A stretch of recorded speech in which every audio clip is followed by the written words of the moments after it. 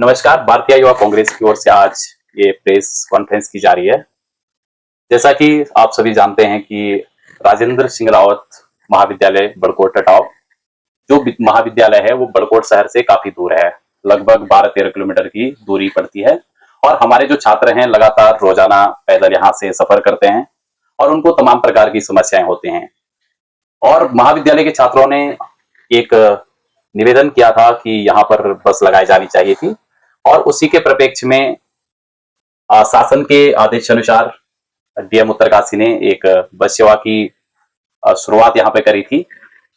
हालांकि यह बस सेवा वैकल्पिक थी, जो कहीं न कहीं ये दर्शाता है कि जो उत्तराखंड सरकार है ये कोई परमानेंट सॉल्यूशन नहीं कर रही है, बल्कि एक ऐसा क्रेडिट बेस वैकल्प सुझा रही है जिससे क्षेत्रीय जनता आपस में ही लड़ उठे।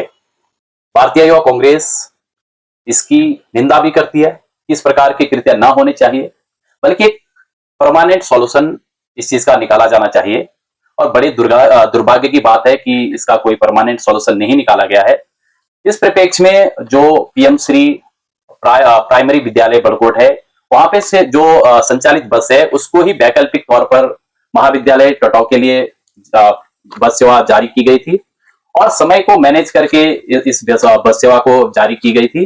लेकिन यहाँ अफसोस के साथ हमें कहना पड़ रहा है कि नगर पालिका अध्यक्ष बड़कोट के द्वारा इस परिस्थिति को विवेकपूर्ण तरीके से सामंजस्य बनाकर इसको मैनेज नहीं किया गया, बल्कि टटाव विद्यालय के लिए जो बस सेवा शुरू हुई थी उसके अपोज में ही डायरेक्ट उनके स्टेटमेंट आ रहे हैं, जो बड़ा दुर्भाग्यपूर्ण है। उनको चाहिए था कि चाहे वो महाविद्यालय टटाव के छात्र हैं, चाहे वो मॉडल स्कूल के छात्र हैं, दोनों ही छात्र देश के भविष्य हैं और दोनों की ही पढ़ाई बहुत इंपॉर्टेंट है, महत्व रखती है। यहाँ पे मॉडल स्कूल के बच्चों को के पेरेंट्स हो, चाहे डिग्री कॉलेज के बच्चे हों या उनके पेरेंट्स हो, बात उनकी नहीं है। हमें यह सोचना होगा कि छात्रों को कैसे अच्छी शिक्षा सुलभ की जा सकती है। उसी के संदर्भ में टटाव विद्यालय के जितने भी बच्चे हैं उनकी बस सेवा का ये मुद्दा था। तो जब तक परमानेंट सॉल्यूशन नहीं हो जाता था तब तक हम इस वैकल्पिक सोर्स पर आगे चल सकते थे।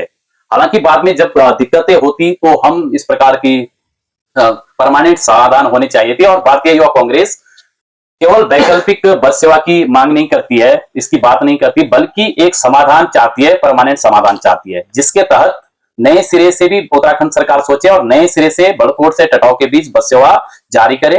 हालांकि इसके लिए यहाँ के जनप्रतिनिधियों से भी हमारे छात्र संगठन एनएसयूआई और तमाम छात्र नेताओं की बात हुई है और उसी के लिए मैं आमंत्रित करूंगा। हमारे बीच हैं ऋषभ कुमार जोगटा जी, जो इस महाविद्यालय में पूर्व छात्र संघ अध्यक्ष भी रहे हैं और इनके द्वारा भी जनप्रतिनिधियों से बात की गई इस संदर्भ में। मैं उनको ही आमंत्रित करूंगा कि वो आए और अपनी बात रखें। धन्यवाद कोठारी जी। तो जैसे आपने बताया अभी जो भी यहाँ पे जो राजकीय महाविद्यालय बड़कोट में जो बस सेवा के जो चर्चाएं चल रही है, जो इसमें जो तथ्य वो आ रहे हैं, तो पहले मैं आपको अपने महाविद्यालय की जो भौगोलिक स्थिति है और जो वहाँ पे जो बच्चों को परेशानी हो रही है वो मैं आपको बताना चाहता हूँ कि जो हमारे महाविद्यालय है यहाँ से 10 किलोमीटर दूर है।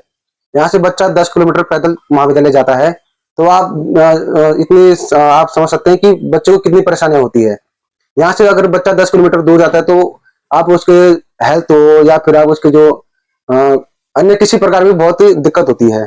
तो इस संदर्भ में जब मैं पूर्व शासन अध्यक्ष जब अध्यक्ष था महाविद्यालय में 18-19 में, तो हमने भी महाविद्यालय में बस लगाए थे अपने सामर्थ्य से, जो कम समय चली थी क्योंकि कुछ परिस्थितियां थी। हमने न किसी से फंडिंग ली थी, ना किसी के जनप्रतिनिधि द्वारा बस लगाई गई थी। इसके लिए हमने जो हमारे माननीय विधायक जी है उनसे भी बात की, नगर पालिका अध्यक्ष जी है उनसे भी बात की थी, परंतु जो उनके जो जवाब थे वो बहुत ही निराशाजनक थे, जो कि भविष्य बच्चों की भविष्य के लिए वो पॉजिटिव नहीं थे। उनका कहना था कि जो महाविद्यालय की बस है उसके लिए तेल का पैसा, ड्राइवर का पैसा ये कहाँ से आएगा, ये हमारे सामर्थ्य से बाहर है। इनका जो आजकल जो बस लगी है, जो वैकल्पिक जो डीएम महोदय द्वारा और एसडीएम महोदय द्वारा जो यहाँ पे बस लगाई गई है वो एक वैकल्पिक है। और मैं जो हमारे जो डीएम सर या एडीएम जिनके द्वारा बस लगाई गई है, मैं उनसे ये पूछना चाहता हूँ कि कल के दिन जब मॉडल स्कूल और हमारे राजकीय महाविद्यालय बड़कोट का सेम एक टाइमिंग होती है कॉलेज की, आपको पता है सर्दियों में जो बच्चों का स्कूल 10 बजे से लग जाता है, तो इसका क्या आप रोड मैप रहेगा, इसका क्या आप समाधान निकालेंगे, कैसे आप एक ही समय पे दोनों महाविद्यालय को इसमें वो करेंगे, समाधान करेंगे? राजकीय महाविद्यालय बड़कोट टटाव में जो अभी वर्तमान में बस संचालित की जा रही है, वो बस जो है प्राथमिक विद्यालय मॉडर्न स्कूल बड़कोट के लिए उस बस का जो बस आई थी, उस बस को अभी जो है वैकल्पिक व्यवस्था के तौर पर जो हमारे जिले के जिला अधिकारी महोदय और जिला शिक्षा अधिकारी महोदय, उप जिला शिक्षा अधिकारी महोदय, उनके आदेश अनुसार जो बस बड़कोट टटाव में लगाई गई है, उस बस के लिए जो टाइमिंग की जो अभी व्यवस्था की जो बात चल रही थी कि आने वाले समय में एक टाइम हो जाएगा, अभी अगर वर्तमान की स्थिति को लेके चले तो प्राइमरी स्कूल का जो समय होता है 7 बजे से 7:30 बजे तक स्कूल में उपस्थिति छात्रों की हो जाती है। उसके पश्चात जो बस का जो समय है 8:30 से 9 बजे तक टटाव महाविद्यालय के बच्चों को वो बस 2 शिफ्ट में छोड़ेगी। उसके पश्चात 1:30 बजे के आसपास 1 से 12:30 से 1 बजे के आसपास प्राइमरी स्कूल के बच्चों की जो छुट्टी हो जाती है, उसके बाद वो बस उन लोगों को छोड़ती है, क्योंकि इतना बड़ा क्षेत्र नहीं है, नगर का क्षेत्र है, तो इतना समय उसमें लगता नहीं है।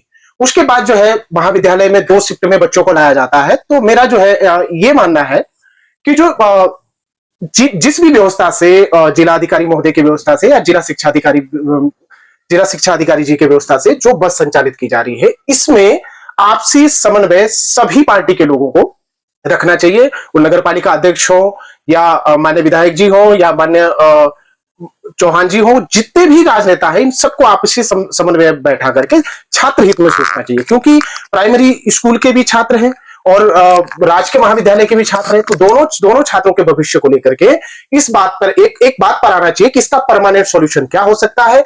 यदि चालक और परिचालक को एक्स्ट्रा ड्यूटी करनी पड़ रही है, ओवर टाइम करना पड़ रहा है, तो इसके लिए भी जो है व्यवस्था बैठाई जाए कि भाई अगर वो उनकी जो ड्यूटी है उसके ड्यूटी के ऊपर अगर वो काम कर रहे हैं तो उनको ओवर टाइम मिलना चाहिए।